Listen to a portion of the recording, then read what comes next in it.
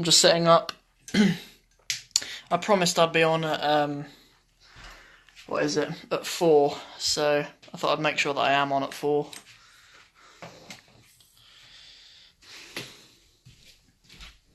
How are you guys doing today? Assalamu alaikum, Umar. How you doing, man? This live stream is a lot for you, bro.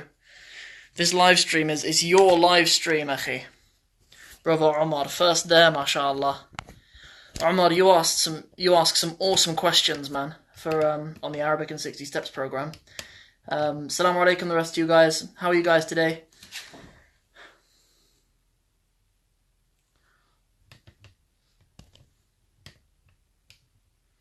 Okay, I think we're good.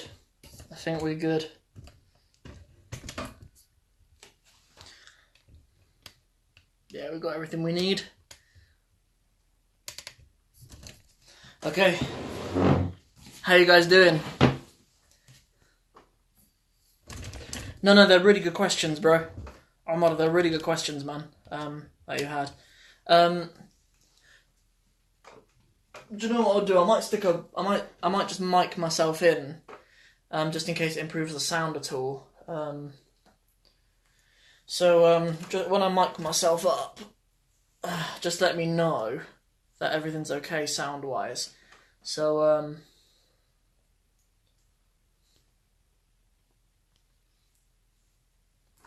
okay, here we go.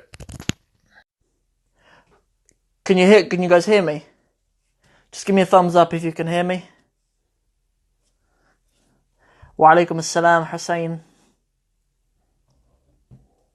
Thank you guys for coming. Let me know if you can hear me okay. How's the sound? Good, okay. Thanks, Ahmad. Thanks for helping me out. Okay. Let's, I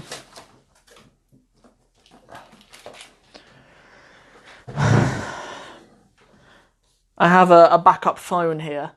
This is actually the phone. This phone was the equipment for my YouTube channels. It got my Sound of Somalia channel to about 15,000 subscribers, and this was the only equipment that I had. It was just my phone. No mic, no lighting, nothing, right? Like, it was pretty much just this that got me to like 15,000 subscribers on that channel. It's not about the tech, it's just about caring, really. A lot of people out there who have YouTube channels, they complicate it all, and, you know. But anyway, the reason why I had to get a new phone was because I cracked the camera. In my line of work, that's a problem. If your only camera lens is shattered.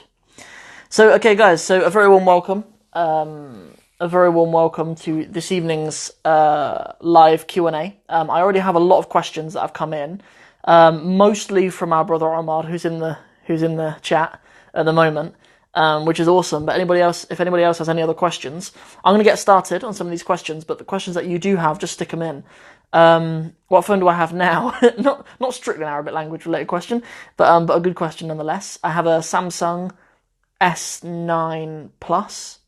There's an S9, there's an S9 Plus in there. I got the Plus this time. Yeah, I thought there are some things that are worth having, do you know what I mean? And like, you know, I put out content on my phone every single day. Like, I probably am a person who can justify having, you know, a good phone. But to be honest, most people don't need a good phone. Most people don't. Most people use WhatsApp and like Instagram, and that's it. Do you know what I mean? And most people don't need, you know, sophisticated cameras and stuff like that, and a big screen. Do you know what I mean? Most people don't need that. It's mostly just vanity for a lot of people that they have that. But okay. So yeah, this is my backup phone. This one. So I'll get the questions up on here that our brother Ahmad has sent in. There were a couple of other questions as well that came in too. So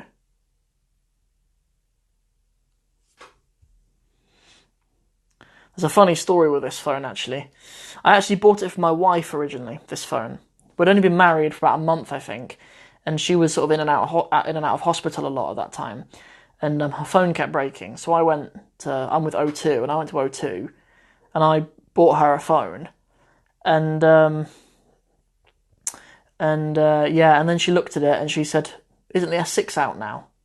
I was like, "Yeah, but this is the S5. It can do everything that you need it to do. It can take pictures. You can WhatsApp your friends and stuff. It can do all the same stuff." And She was like, no, I want the new phone. So so she got the new phone, and then my phone broke. So I ended up with this phone. So the thing that I learned from that is never surprise your wife again. Never do anything nice for your wife ever again. That's the moral of that story that I learned. I'm kidding, obviously. You should do nice things for your wives. Okay, I'm looking for these questions, man. Okay, so Omar, there were a few questions that you sent. I don't know if there are a few email streams, but a few email threads rather. But there's one that I've got here, which has a few of your questions in it. So we'll get started on them. So this is a question first and foremost from step 4. So there's a conjugation of a verb in there, where I have abadati. Obviously, we know when we're conjugating a verb, right? We have abada for him, abadat for her, abadta, abadti, and abadtu, right? We learn those as like the singular ways of conjugating a verb. But the reason why you've seen abadati, it's not a typo. It's because you put a kasra instead of a sukoon there for liaison to the next word. So if you have, usually it's something like el. If there's the word el before the word that comes after it, you don't want to have abadat el ar-rajulu, for example. So you put a kasra to make it abadati ar-rajul. Abadati ar-rajul. Yeah, you put a kasra in there. You put a kasra on there for liaison reasons. You see it quite a lot with other prepositions as well. You know, when we use like the preposition min or an, you know, that they have a sukoon on the end, but you'll often change that for a kasra, and in some cases a fatha with some prepositions, to join onto the next word. So if we use the word ar-rajul as an example, yeah, you would have something like if it was with the man, you wouldn't say ma'a ar-rajul, you'd say ma'i ar-rajul or ma'a ar-rajul. Yeah, you'd have a fatha and a fatha on the ma'a ar-rajulu, and if it was ani ar-rajul. Yeah, exactly. It's exactly the same as the rules that you apply in the Quran. Yeah, it's exactly the same. It's exactly the same. When you're dealing with a hamza to wasl, in any case, it's exactly like that. And because that does throw people sometimes. I'm pretty sure I did mention it in that lesson though at some point, but yeah, exactly. Yeah, that's exactly the name of it. Yeah, yeah, but yeah. That is the name, but not everybody. Yeah. Yeah, ijma' sakinain isn't that as a term. Not everybody knows that, but okay. And there was a suggestion as well that Omar gave for the program as well to say like there's My Arabic in 6 Steps course, which has a very clear objective. There's like this is a page from a story that you'll be able to read at the end of these 6 steps, and then at the end of those 6-step course, students can read that page entirely in Arabic on their own, right? So the suggestion from Omar was, why don't I do something like that with the Arabic in 60 Steps program? The answer is I do. It's the whole of the Arabic language. So rather than just being like one text or something, the same way, like with the 6 steps, I have like the first page of the story of Yusuf alayhi salam, and I work backwards. I say, well, what does a student need to be able to access this? And the Arabic in 60 Steps program is just that exact same principle, but with like the whole language. Like, if we imagine the kind of Arabic student that I want students to be by the time they finish my program, and what abilities that student has, I think I just work backwards. But what are all the steps that they need to get to that? So we do, but perhaps you specifically mean like text-wise. Like, wouldn't it be cool maybe if it would be cool if like book 1 had like an objective to be able to read a certain script, and book 2 had an objective to build up to doing something in particular. But that's something to maybe consider at some point. Next question. To do with she and you, the hiya and the anta conjugations of a present tense verb, a fi'l mudari'. If they're identical, how do you tell which one's being referred to? So for example, just for those of you who don't understand, like in the present tense, if we just take a simple verb like fataha, for example, to open. In the present tense, yaftahu, he opens, but you open to a man, taftahu, and she opens is taftahu as well. So it's the same. You can 99% of the time know by the context, And if the context isn't making it clear, you just use the pronoun before. You'd say أنت تفتح or هي تفتح. Yeah? You just use the pronoun to distinguish if it was ever unclear. But it's usually clear. Yeah, it's usually clear. Especially like, when you're using تفتح to mean هي تفتح, she is opening. You'll often follow it with a subject anyway. Like تفتح البنت الباب or something. The girl is opening the door or something like that. Next question. Okay, what's the difference between the fa'il and the mubtada? No, they're not referring to the same thing.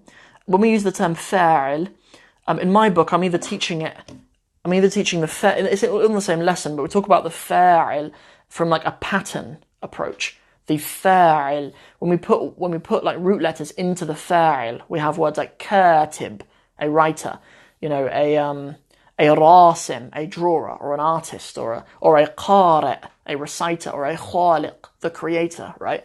But then there's also the term for the fa'il from like a nahu perspective, like a grammar perspective. And the fa'il of a sentence means the doer, right? So there's kind of like it as a pattern and then it in a sentence. So that's what that is. The mubtada in everything that you've done so far in the course in just book 1, the mubtada, there aren't really rules that you can explain quickly. There are very common patterns that the mubtada will be in. So for example, like fi'ala is a very common pattern for the mubtada. So for example, like kataba, its mubtada is kitabatun. For qara'a is qira'atun. For darasa is darasa. Yeah. So like, dirasatun. So like, yeah, so there are patterns, but there's not like rigid rules for it as such, which is why when I give the vocab lists in my workbook, I always just give the past, the present, and the mubtada. Sorry, not the mubtada, the masdar is what I'm talking about. Do you mean the mubtada or do you mean the masdar? Oh, you're talking about, sorry, you did say, you said the mubtada. I'm talking about the masdar when I'm talking about that. The fa'il and the mubtada. So yeah, okay, that's why that's confusing. Sorry guys, that little train of thought that I just had, it is right, and it might also be helpful for you, but it's not exactly what Omar asked.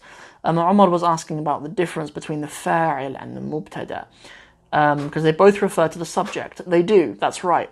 I find that quite unhelpful, that when we translate the term mubtada, we call it the subject, because it's often not the subject of a verb in Arabic. Do you know what I mean? Like a fa'il is always the subject of a verb. A mubtada is a sentence of a non-verbal sentence. So for example, al-qahwatu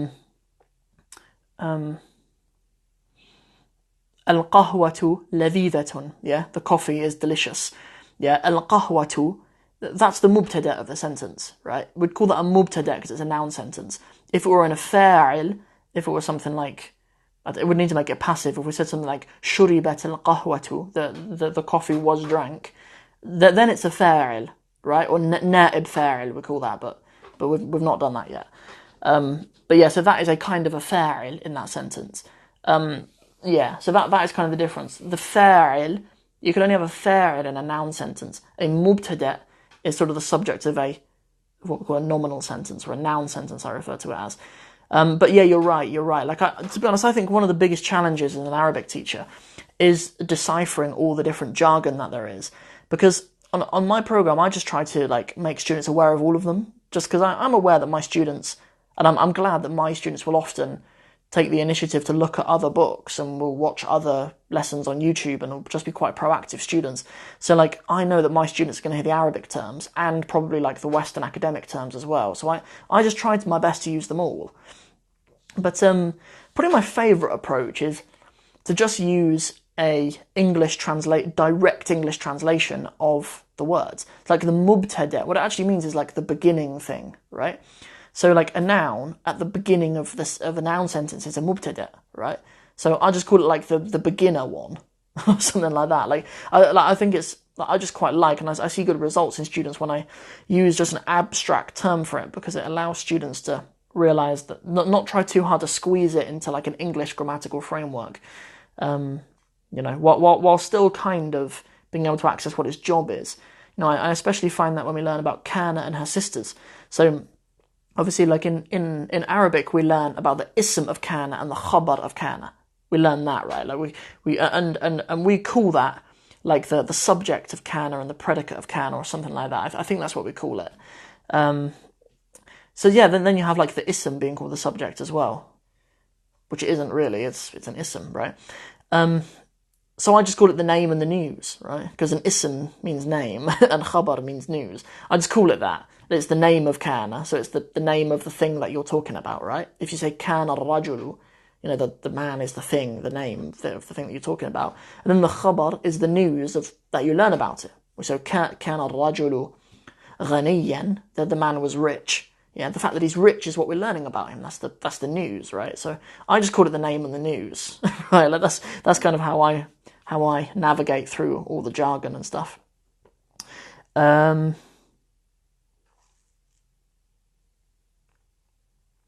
Yeah, so that was that last question about the difference between a fa'il and a mubtada. Nice question. I'm gonna have a look for any more questions that you've sent in.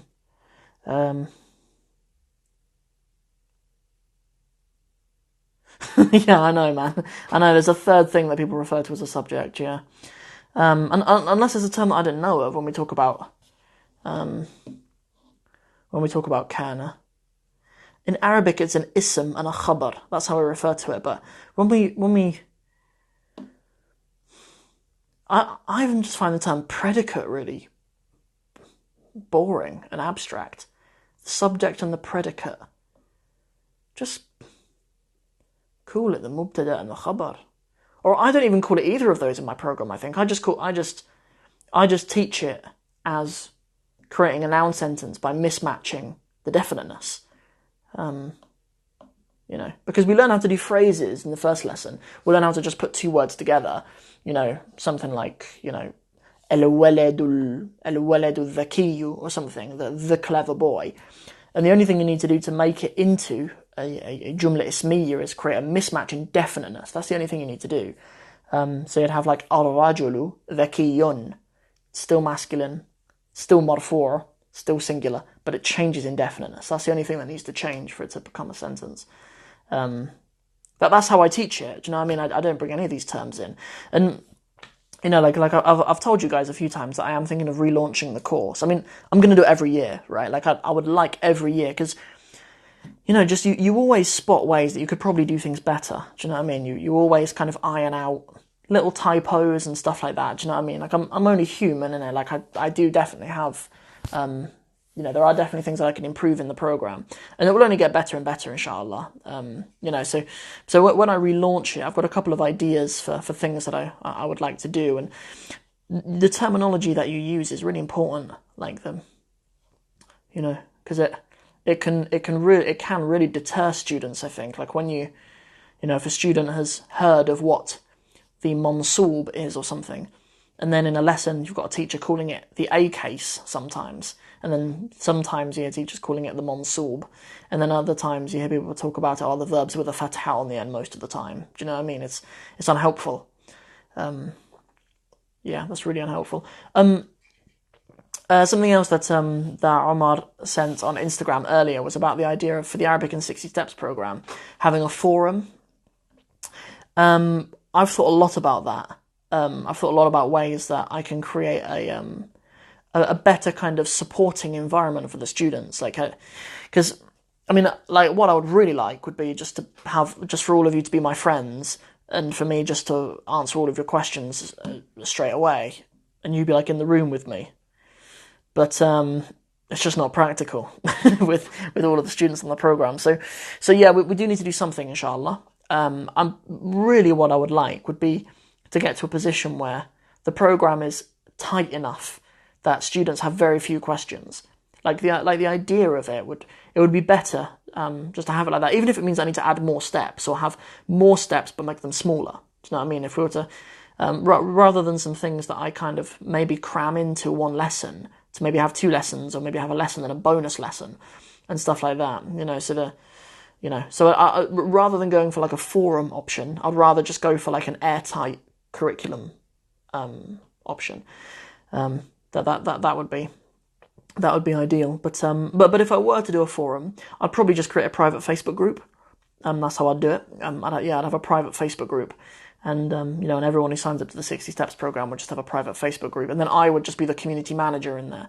So if people have any questions, they just put up, they put a post in there. I'm struggling with this, and then other students would help you. So that's probably how I'd do it. I'd just do a private Facebook group if I do it. But I've got a lot to think about throughout February, inshallah. I've got a lot to think about for the relaunch of the course, inshallah. Don't worry, all of you guys who are on the course already. Don't worry about that. All of you guys will get a coupon to join the new and improved course for free. Something else I'd like to do with the books as well would be rather than having 4 books, I'd like to just have one journal. And rather than it just being a workbook, it would just be like your Arabic language journey journal.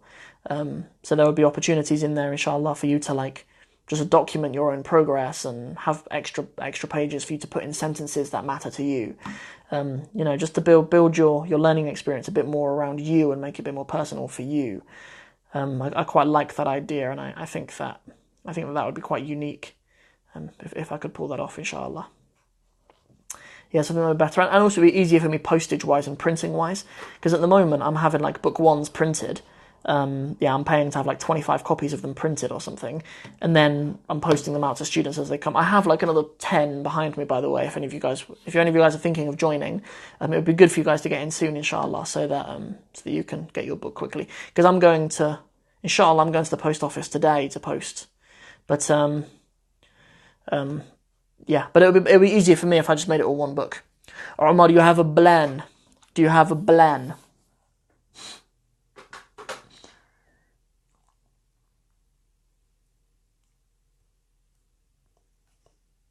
Talk to me.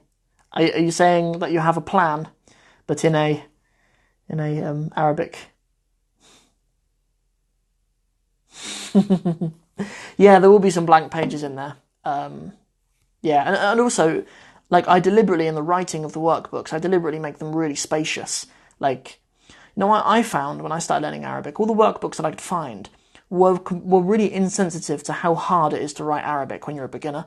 They would have the narrowest lines, and I'd be like, I can't write a jim in that. I can't write a sad or a ghain in that. Do you know what I mean? When you first start writing Arabic, your writing is big and it's a bit clunky, and you make mistakes and stuff. You need to scribble stuff out or whatever. So I've got big gaps for you to write your Arabic in the answers. It's I deliberately make it spacious, but yeah, there should be blank pages here and there.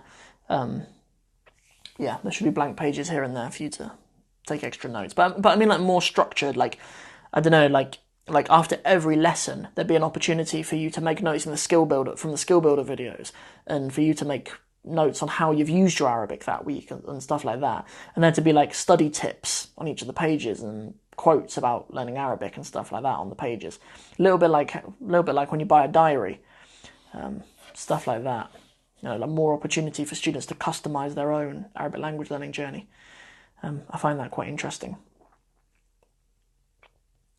Yeah.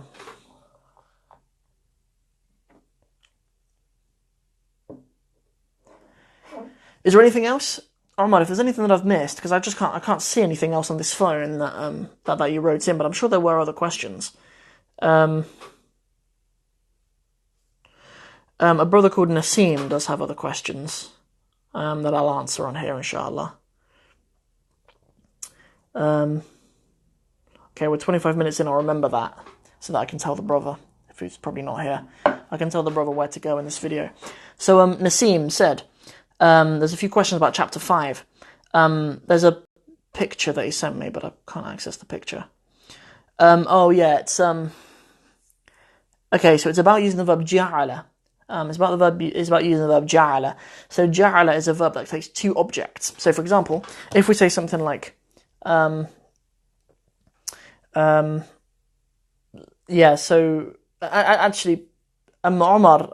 let me just answer Nassim's questions, inshallah, and then you maybe just type up your questions, and I'll come round to them afterwards or something. Because I just can't see them in here. But anyway, so Nassim asked a question about this sentence. جعل الرجل المسجد جميلا.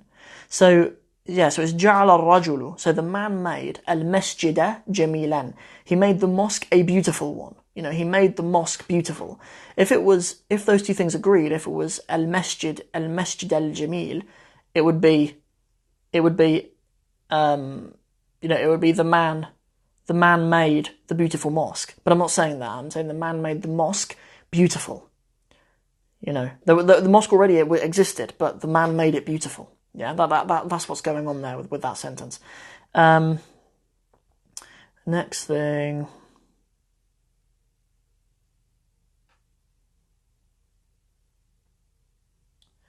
Next thing was a question about using the word عربية. So I quote in the workbook that the word Arabi means both Arab and Arabic, which it does. But there's a sentence which is about the Arabic language being hard. العربية صعبة. And we say العربية because we always use it in the feminine when we're talking about the language, because the language is لغة. Yeah, so that's why it's always feminine. In Amiyya, when people say عربي, ما بتحكي عربي, in Fusha that would be incorrect. Yeah, it'd be incorrect to say that. If you're talking about the language, you should say عربية. Yeah, if you're talking about the language. So that's why there's a tet madbuta. And yes, in the vocab list, whenever there's a noun and then after it there's something in brackets, that is the plural. Yeah. I can't see that sentence. But there's something about. But I think what's going on here. I can't actually see the line that you're showing me. Like I can't actually see it. But judging from your question about why is an adjective at the end feminine, the rule is that with like non-human plurals, we call them غير عاقل. Yeah, we call them غير عاقل. With things that are like non-human or not conscious, can't be conscious of Allah, like houses, cars, cups, tables. If they're in the plural, we always describe them as feminine singular. So you'd say, like, if you're going to say like the big houses, yeah, you'd say البيوت الكبيرة. البيوت الكبيرة. Yeah, but you use the feminine for kabira if you're talking about al-buyut. So you're talking about the houses, right? But you'd say al-kabira because you describe it as feminine. Those are all the questions that I have there. Yeah. Okay, Omar, stick your questions in. There's a couple of the questions that have come in from Hassan. Different countries speak different Arabic. Which Arabic do you teach? I only teach standard Arabic. I don't do any dialects. I don't do any dialect stuff. Yeah. If you just say kabir, it's wrong. It's like if you, I don't know, it's like if you describe something feminine with a masculine noun. You can't say al-buyutul kabiru. You can't say that. It has to be al-buyutul kabiratu. You also can't use the plural. Yeah, you can't say al-buyutul kibaru. Yeah, it's just a mismatch in gender. Yeah.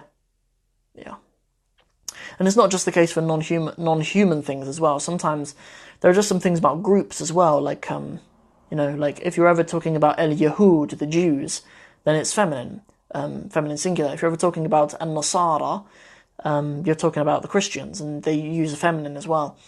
And if you talk about al-A'rab, like the desert Arabs, you use the feminine as well. You'd always say that if they say قالت al-A'rab. Yeah, the Arabs said. قالت اليهود, the Jews said. قالت النصارى, the Christians said. And then you've got a little sentence there where you say أنا لا تكلم العربية. So if you're talking about yourself, you need to say أنا لا أتكلم, just with a dhamma on the end. لا أتكلم. It is a form 5 verb. لا أتكلم العربية. Yeah, that's how you'd write it. You don't need to say the Arabiyyah at the end, but that's how you write it. How did I learn Arabic? I did a degree in Arabic. I went to university, studied a degree in Arabic, and on the way, spent a year in Palestine as well. Studying Arabic out there.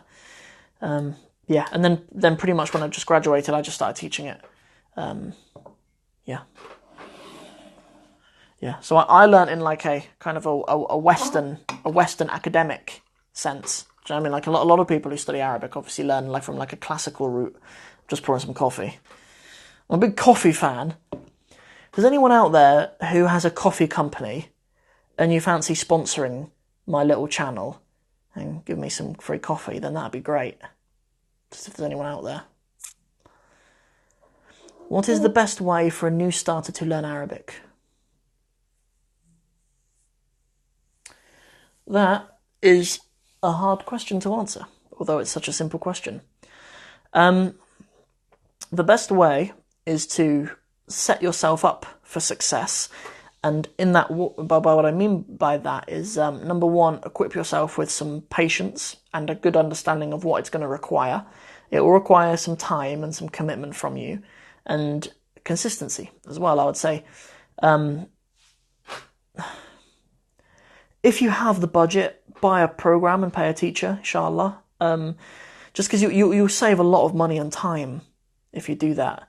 No, Omar, man, I mean, yeah, brothers and sisters, yeah, Omar is a guy who's on my program. Yeah, I mean, you know, it's very sweet of him to say, buy Sam's program. Yeah, like, if you have the budget, you should buy a program, right? Like, obviously, I'd love to take care of you, inshallah, and you come on my program, but, like, but if you don't, and you'd like to learn for free, I think it will take you a lot longer, and it will probably be more expensive in the end, but a lot of people do. A lot of people do learn on their own, and that's awesome if they can. In terms of books, learning style, learning single words. Sorry, not learning style, learning single words. So yeah, I'd say get hold of a curriculum. Gateway books, Al-Arabiyya Bayna Yadayk, Medina books. Get something like that and work through it and finish it. Do you know what I mean? Start it, complete it, and then alongside that, accompany it with a more meaningful vocab learning journey.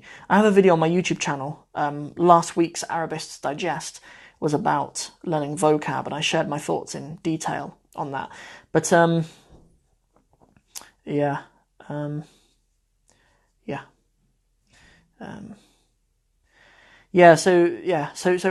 a good and meaningful vocab learning experience, and buy into get hold of some books, Medina books, Gateway books, but whatever, really, they all work. Honestly, like do you know what I mean? Like I think sometimes as students we put too much focus on, does this curriculum work or does this one work? Really, do you work? You know, most people who don't finish these curriculums and complain that the curriculums didn't work for them are often people who never learn Arabic from other things anyway. Do you know what I mean? It will, regardless of what it is, it will just require you to be in it for the long run.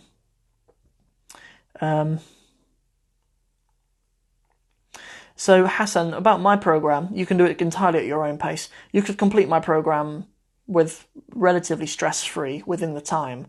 The memberships are for a year. So you get access for a whole year. And I mean, even if you did 15 minutes a day, you could probably complete the program.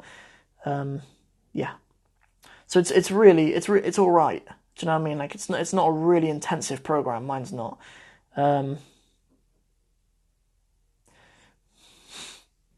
Yeah, I definitely think Shaheen al-Rahman should do an Arabic course. I think him and I should definitely team up to do something. Guys, if you haven't ever met brother Shaheen al-Rahman, he's a really, really nice brother who lives here in Northampton. He's a good friend of mine. We go for dessert quite often, and he's just he's a badass at Arabic. He's so good, mashallah. Yeah. He helps me out with loads of stuff. Oh yeah, so Omar, you had a question as well. So a word in a sentence can be a fa'il and an object at the same time. Good. So it cannot be a fa'il in the sense of being the subject, but it can be a fa'il in the sense of that pattern. So if we were to take a word in that pattern, like katib, you see how the word katib is in the same pattern as fa'il. So a katib is a writer. There's no reason why we can't have a sentence, something like, قتل الرجل al-katiba, the man killed the writer. Yeah, the word writer is in the pattern fa'il, but it is the maf'ulun bihi of that sentence. It's the object of that sentence. Was that another one of your questions as well about what maf'ul and maf'ulun bihi are, what the difference is? I think that was one of your questions as well. I think I remember reading that. Yeah, let me know if that makes sense, Ahmad. And if that was your question, I'll answer it. Hassan, so I have to finish it within a year. Do you know what? Like I've planned it so most people will. I hadn't really considered if people don't. Do you know what? If you join, inshallah, I'll send you a welcome email straight away and just respond to it and just say, look, I'm Hassan from the live stream. And when your year finishes, I'll just make a note. I'll just make a note to make sure that I renew it for you. Yeah.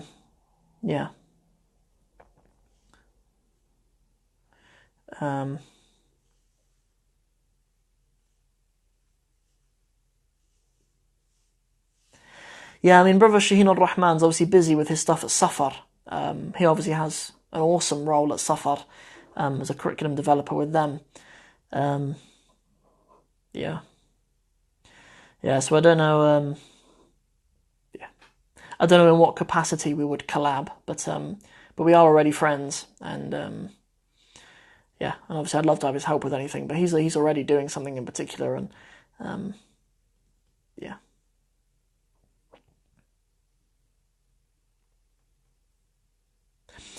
So once a student subscribes to the course, if you live in the UK, I'll post you the workbooks for free. If you live abroad, I'll try to do it for free as well, but I need to look at how much it costs.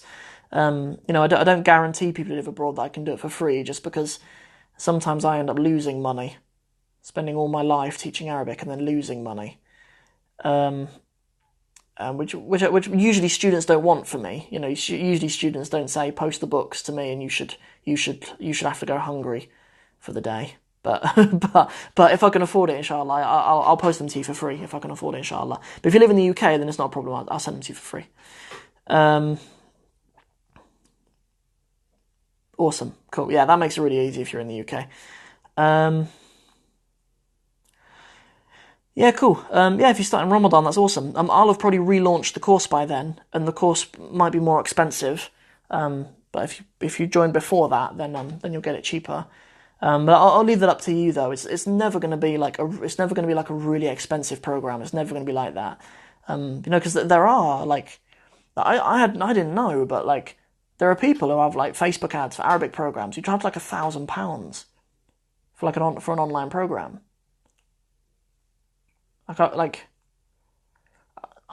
I'd be too shy to ask that much from somebody for just an online course.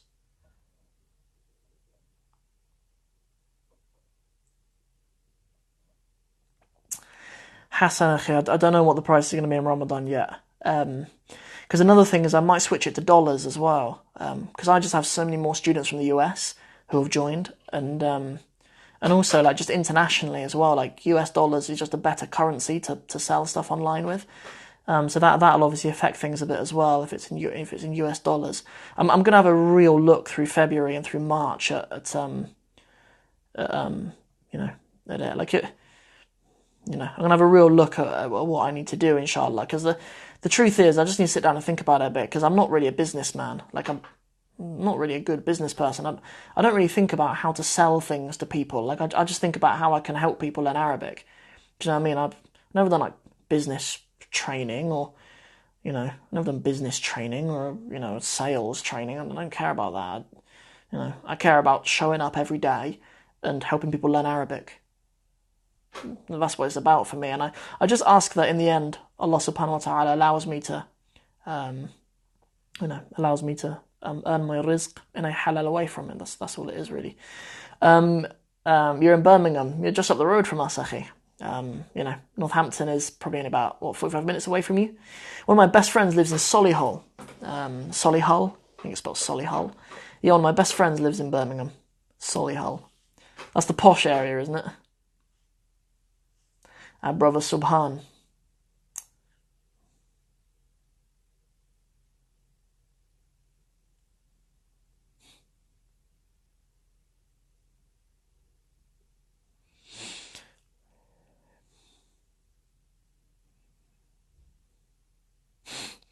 Yeah, I think his family are. I think they're doing quite well for themselves. Allahumma barik.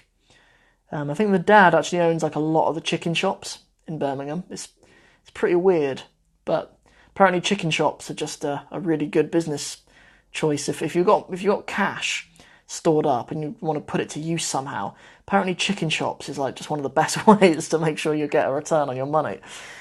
Just says something about our culture, doesn't it, these days? Assalamu alaikum, Revert Muslima. Thank you for joining us. You're often here. Yeah, Hassan, inshallah. I appreciate that you're here and you want to be part of it, inshallah. So we'll keep in touch. I'm not an unreasonable man. Like if people find the price difficult or something, then I can often try to sort out a sponsorship or something like that. But you think I need to open a halal chicken shop? I'm not your guy, man. I eat at them way too much. Whenever I go to London, I eat at a chicken shop. I'm going to start training next week, inshallah. I've been wanting to start training jiu-jitsu at this dojo here in Northampton for ages. But it's really awkward when you have a dojo where women train there as well. Because like jiu-jitsu is a bit of an invasive martial art to train with women. It's so weird, man. Like, why do men and women normally train together like that? I don't know if you've ever watched people do grappling and Brazilian jiu-jitsu, but it's pretty invasive. Like if you're going to grapple a woman, like you need to be like in between her legs and stuff, and you'll be like putting your hands on her hips and stuff. And then when I say, I'm a Muslim and I'm not really comfortable doing that, I'm the weird one.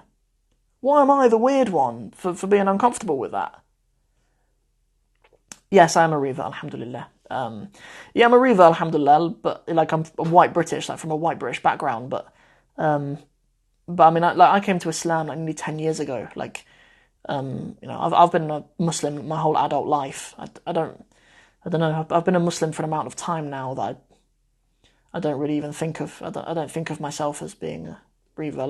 Perhaps it sort of hits home a bit more when you go back and stay with your family and stuff, and you think about how your family are non-Muslims and stuff. But but I'm married and I've got a kid and stuff, alhamdulillah. Do you know what? I would like to share my journey with you sometime, inshallah. I had an idea for doing like a launch program, from a launch event for my Arabic program, and I thought I could do like a little event and sell tickets online for it and stuff to raise money for our masjid in Cornwall, and I'd go down and I'd just do a talk about my journey to Islam, because I've never actually done like a full account of how I came to Islam. And it's quite unique, really. Like, I'd never met a Muslim in my life when I became a Muslim. I was 16. I was 16, I'd never met a Muslim in my life from a little fishing village in Cornwall. And, and try to, and sort of tie that in with doing like a launch event for my program, as well as using like money raised to go towards that masjid in Cornwall, because it's a really beautiful mosque and I love that place to pieces. Yeah. Wa alaikum assalam, brother Yasin.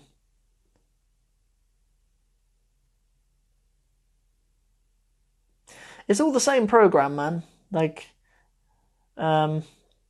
this is just Q&A, Yasin.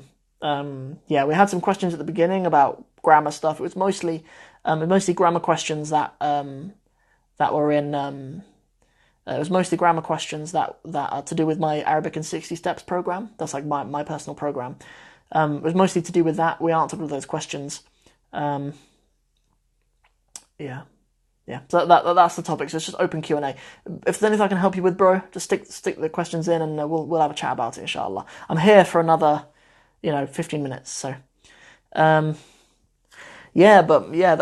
true. That there's like, I mean, honestly, like if I grew up in London, there's no way that I could live in London and never met a Muslim in my life. But I grew up in Cornwall.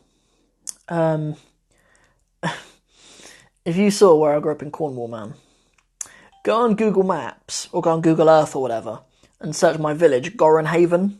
I grew up in a village called Gorenhaven. It looks like a white middle class holiday resort. Like there's like elderly people dressed smartly walking down to the beach, and It's like a holiday resort for middle class white people. That's where I grew up. I don't know anything about Islam. Yeah, this is a nice cup actually. I like mugs. My sister bought me this one.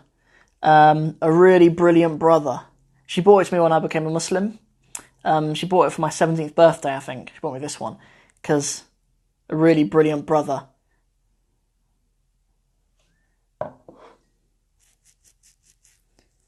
Oh, cool. Yeah, good question about what a mustard is. So the mustard is the really the sadr is a chest, right?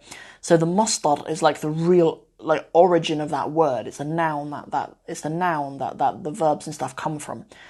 So for example, like the mustard of the verb fataha is fathun.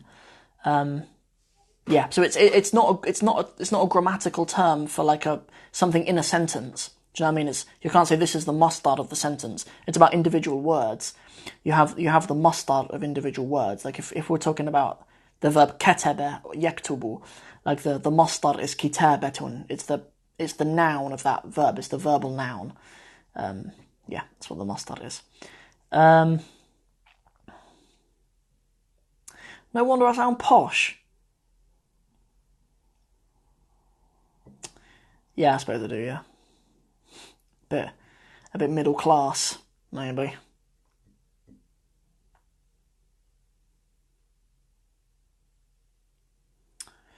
Yes, my program is completely designed for newcomers. However, newcomers to the meanings of Arabic, but not to the script. Students should know the Arabic alphabet when they start, really. You don't need to be good at it. You don't need to be able to write Arabic particularly well. You don't need to be able to write quickly or anything, and you don't need to understand anything either.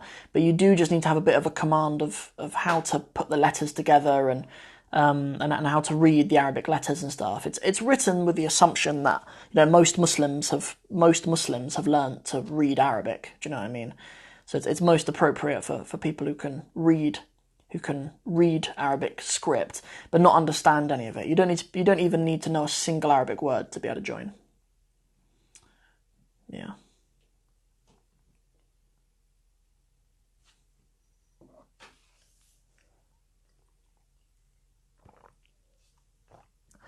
So it's not designed for. It's designed for speaking, listening, reading, and writing. It's designed for that, but just in the nature of it being an online course, students become far more practiced in reading and writing than they do speaking and listening. I've created a new addition to the program called the Skill Builder, and that's a place where you watch videos and learn sentences and stuff and phrases for you to improve your speaking and your listening. But that's something new to the program now, and yeah, and that's sort of it. Because I just spotted that students weren't getting much opportunity to actually implement the grammar and stuff they were learning, so I created the Skill Builder for them. Yeah, so I would say most students come out of it with better reading and writing than they do speaking and listening.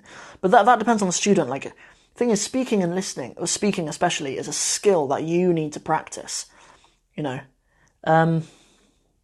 So if you're more interested in speaking Arabic, so we need to understand that speaking is a skill that you need to be in practice. So it's more about practice than about learning something. Like, my course will teach you Arabic, but it's up to you to be in practice. Do you know what I mean? Like you need to, if you really want to be a good speaker of Arabic, it's not like no course will make you a good Arabic speaker alone. Like, you need to be actively, yeah, you need to be, you need to be making the effort to be practicing a lot with native speakers if you want that. Yeah, a good option for that. I mean, if your Arabic is already good and you already kind of have the knowledge, but you just haven't practiced speaking it yet, is you can get speaking partners on italki for like $5 an hour, $10 an hour, or whatever. You can get like professors from Egypt and Morocco and stuff to be your speaking partner, and that might be a good option for you as well. But yeah, so I think like any course that tells you that you'll come out of it being a fluent speaker of Arabic, online courses anyway, that's probably not true. It's a bit like you can do an online course for you could do an online course for how to do kick-ups. Yeah, you want to learn how to be like Cristiano Ronaldo and do thousands of kick-ups. Yeah, you can watch an online course for it, but you need to be practicing kick-ups. Do you know what I mean? Like, you can learn all the techniques. Like, you can watch videos that will show you how to sort of position your foot, how to balance yourself, how to, whatever. It will demonstrate techniques for you. And in theory, you probably understand how to do kick-ups well. But unless you're actually doing kick-ups, you ain't good at kick-ups. Speaking Arabic's a bit like that. Omar, go ahead. What's your odd question?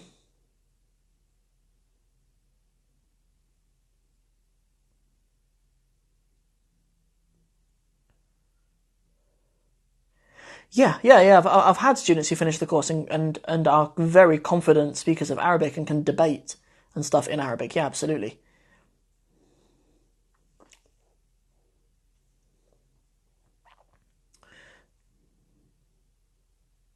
I suppose in some ways it's a bit like a gym. Like, some people join the gym and some people get proper shredded when they join the gym, right?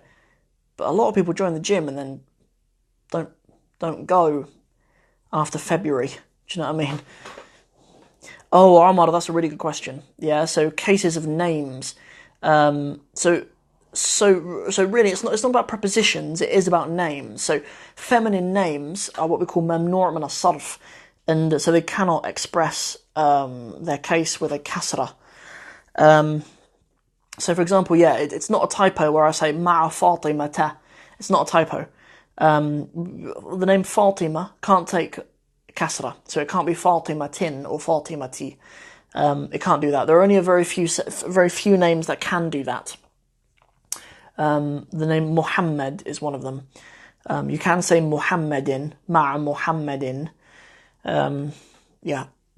But the name Fatima and any other feminine name, Khadija, Aisha, Amira, all of those names, they're all what we call mamnu' min as-sarf.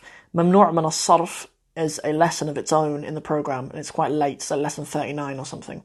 But we encounter it, and I do mention it a few times as well in the course leading up to it.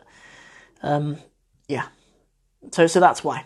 It's not because it's a preposition, it's because it's the name Fatima, which is why it cannot express kasra. Wa alaykum assalam wa rahmatullahi wa barakatuhu ya akhi. How long did it take you to learn Arabic? I'm still learning Arabic. I'd say, like, the answer that's closest to, I suppose, what you're looking for is, I'd say, 3 years. But I was doing a full-time degree.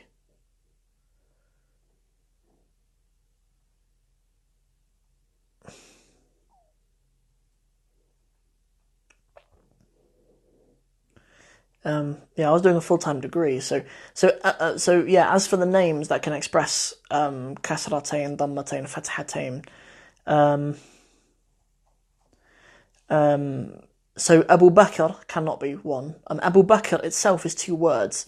It's father of Bakr, and it's actually not even his real name, by the way. I believe his real name was actually Uthman, something. Abu Bakr was a name given to Abu Bakr radiyallahu an. So his name is not. Well, it is Abu Bakrin. It is Abu Bakrin. So perhaps Bakr is one of the names that can, but it's Abu Bakrin. Yeah. Umar, I'm not sure, but I don't think so though. I think Ali is one of them. Aliyun. Maybe, but they definitely would be Arab names. It would make sense if Umar was one, but I've just never seen Umarun or Umarin. But it might be. It does sort of fit. Yassine, if I sign up to the course, would I be able to get all of the 60 steps? You'll get all 30 as soon as you join, and then I'm kind of dripping the content a little bit to stop people skipping ahead too far without the foundations. Because sometimes people think they're capable of it, and sometimes in a lot of ways people are. But people want to go to like lesson 48 and then they bombard me with questions of things that they don't understand, and I'm like, well, if you did all the lessons before it, you'd know. But all of the steps will be in there. I mean, there's 30. Tomorrow there'll be 45. I've got the next 15 to go in now. So you'll get 45. You'll get 45 of them. So if you were to join tomorrow, you'd get 45, and then only a month later, all of them will be in there. So by the end of February, all of them, every single thing for the whole program will be in there anyway. But I doubt you'd get that far in that time anyway. When does Abu, Abi, and Abba? When do you use those? Because sometimes you see. Let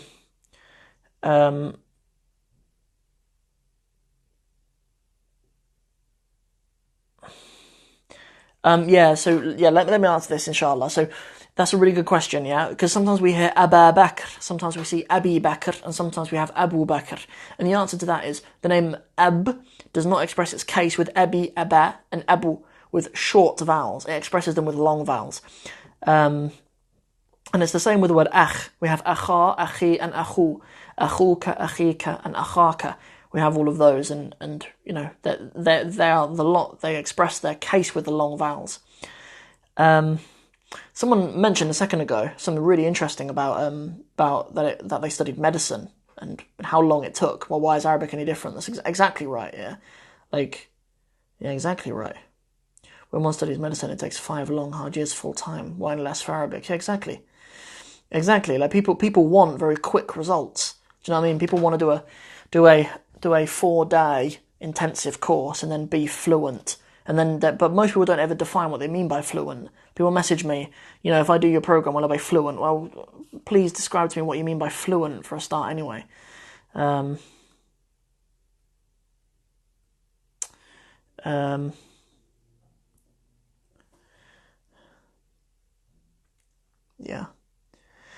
So is the course challenging? Yeah, I think it's challenging, yeah. If a student isn't willing to have to strive a little bit, then Arabic is not for them, unfortunately. I'm sure I'd get a lot more people joining my program if I said I can make Arabic easy for you. Do you know what I mean? I'm sure I'd get a lot more students, but I can't. I can make it a bit more appealing, and I can be a nice and gentle teacher to answer your questions and support you through it. But yeah. So when you come back from Egypt, inshallah, talk to yourself a lot. And when you're out in Egypt, try to build some connections with some speaking partners. So you can just stay in touch with some of them over Skype and WhatsApp and stuff as well, so you can practice your typing to them and stuff too. Fluent meaning, would I be able to have a conversation with an Arab? So a conversation about just hello and how are you? Yeah, you could I could probably teach you that in an hour. Just have a conversation about, you know. My course is written really for students to put in about 3 hours a week, I would say. But it can. Some people do it in less. You know, some people just get it. Do you know what I mean? I'd say, I don't know, just to encompass everyone, perhaps between 2 and 5 hours a week, maybe, is what's probably required. I don't know. It depends so much to student, really. As for joining my course to complement the Medina books, I think that's a great idea. I have a few people who have done that. I have a few students who are doing the Medina books with brother Ismail Beaumont. I know that brother personally. I've been speaking to him over Facebook and stuff. He lives here in the UK, and yeah, I love that brother. May Allah bless him. And he's teaching the Medina books as well. And I have a few students who do his program and mine, and they say that works really, really well. I've only got 20 seconds remaining on this chat, so no, it doesn't require 7 days of study. You can study Italian in your own time, and you might not even need to do even a few days. To have any meaningful conversations with Arabic speakers, my course will absolutely equip you with that. I'm going to come back on live in a minute in 3 seconds, right? See you guys in a second. Assalamu alaikum.